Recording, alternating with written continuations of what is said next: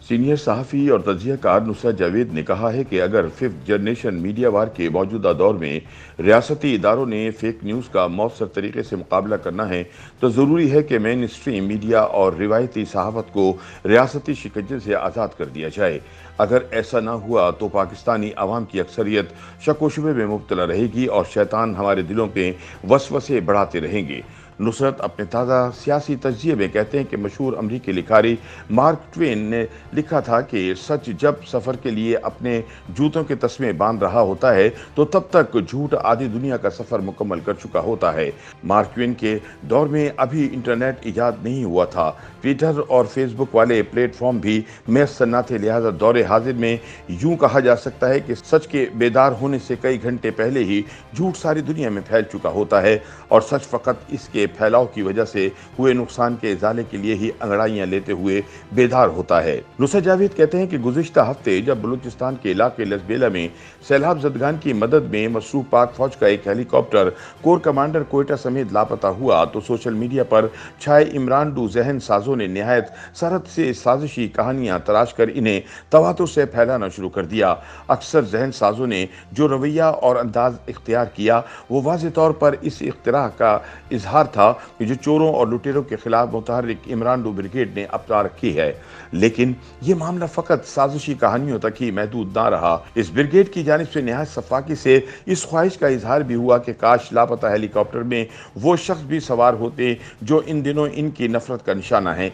जालिमों ने यह भी लिखा कि हमें तो हेलीकॉप्टर की फिक्र है, इसमें सवार जवानों की नहीं। नुसरत जावेद का कहना है कि इस वाक़े के बाद मुझे फ़ोन आना शुरू हो गए। बहुत सारे लोग संजीदगी से ये जानना चाहते थे कि गुमशुदा हेलीकॉप्टर बलूचिस्तान में मुतहर्रिक अलहदगी पसंदों का निशाना तो नहीं बना, लेकिन दिफाई मामलात का मुझे कख पता नहीं। महज अपने सहाफ़ियाना तजर्बे की बुनियाद पर आजिज़ी से मुसिर रहा कि मौसम की शिद्दत वाली हकीकत को नज़रअंदाज ना किया जाए। वैसे भी जिस इलाके से गुमशुदगी की इत्तला आ रही थी वो तारीख़ी एतबार से कभी तकरीबकारी का मरकज़ नहीं रहा, लेकिन हक़ाइक़ पर मबनी मेरा इसरार दोस्तों को पसंद नहीं आया। नुसरत जावेद के बकौल इस दौरान एक और साजिशी कहानी भी गर्दिश में आ गई जिसे बयान करने का मुझ में हौसला नहीं। बिला आखिर हक़ाइक़ मंज़र आम पर आए तो एक नई कहानी शुरू हो गई। इसके ज़रिए तासुर ये फैलाने की कोशिश हुई कि जो अलमनाक हादसा हुआ है इसके ज़िम्मेदार अमरीकी ड्रोन से फेंके जाने वाला मिसाइल है। इस दास्तान की तस्दीक के लिए फेसबुक पर लगाई एक पोस्ट भी वायरल होना शुरू हो गई जो कि एक अमरीकी एहलकार का फेसबुक पेज मस्क करके बनाई गई थी। इसे शेयर करने वालों ने इस अमर पर तवज्जो नहीं दी कि बेक वक्त एक खातून और मर्द खुद को पाकिस्तान में तैनात अमरीकी सफ़ीर का मुशीर करार देते हुए अलमनाक हादसे की बाबत माफ़ी के तलबगार हैं।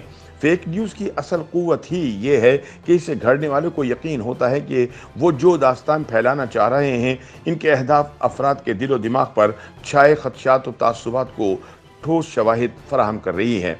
नुसरत जावेद कहते हैं कि बलूचिस्तान में हुए हादसे से 2 दिन कबल ये खबर आई कि अमरीकी ड्रोन तैयारे ने अफगानिस्तान के दारुल हुकूमत काबुल में मौजूद एक घर में छुपे अलकायदा के मफरूर सरबराह ऐमन अल जवाहिरी को हलाक कर दिया है। ड्रोन हमले के लिए जो हिकमत अमली अपनाई जाती है आम लोग इससे आगाह नहीं हैं, इसलिए सोशल मीडिया के इमरान ट्रोल्स के बाइस ये तासुर फैलाना मुमकिन हो गया कि गालिबन ऐमन अल जवाहिरी के कत्ल के लिए ड्रोन तैयारों से मिसाइलों की बौछार पाकिस्तान से अफगानिस्तान की सिमत रवाना की गई। साजिशी थ्योरी के मुताबिक इनमें से ही एक मिसाइल भटक कर बलूचिस्तान की फ़िज़ा में आवारा हो गया और पाक फ़ौज के हेलीकॉप्टर को अपनी जद में ले लिया। लेकिन पहली बात यह है कि ऐमन अल जवाहिरी को बलूचिस्तान वाक़े से 2 रोज़ पहले कत्ल किया गया, लेकिन खबर 2 रोज़ के बाद जारी की गई। दूसरा ये कि हमें किसी ने ये समझाने की कोशिश ही नहीं की कि ड्रोन से फेंके जाने वाले मिसाइल आवारा नहीं हो सकते, वो अपने हदफ तक ही महदूद रहने की सलाहियत रखते हैं। इस अमर का इम्कान अलबत्ता मौजूद रहता है कि हदफ का इंतखाब गलत हुआ हो। दूसरी जानिब जावेद का कहना है कि बलूचिस्तान में हुए अलमनाक हादसे की तफसीलात अब मुस्तनद ज़राए से बयान कर दी गई हैं, लेकिन इमरान कहानीगीरों की अब भी तसल्ली नहीं हो रही और मुसलसल ये सवाल उठाया जा रहा है कि ऐमन अल जवाहिरी को हलाक करने वाले मिसाइल के दागने वाला ड्रोन तैयारा पाकिस्तान की फ़ज़ा से उड़कर अपने हदफ तक पहुंचा था। इस हवाले से हमारी सरकारी तरदीदें भी अब तक काम नहीं आ सकी, क्योंकि बहैसियत कौम हम 2 जमा 2 के आदी हैं।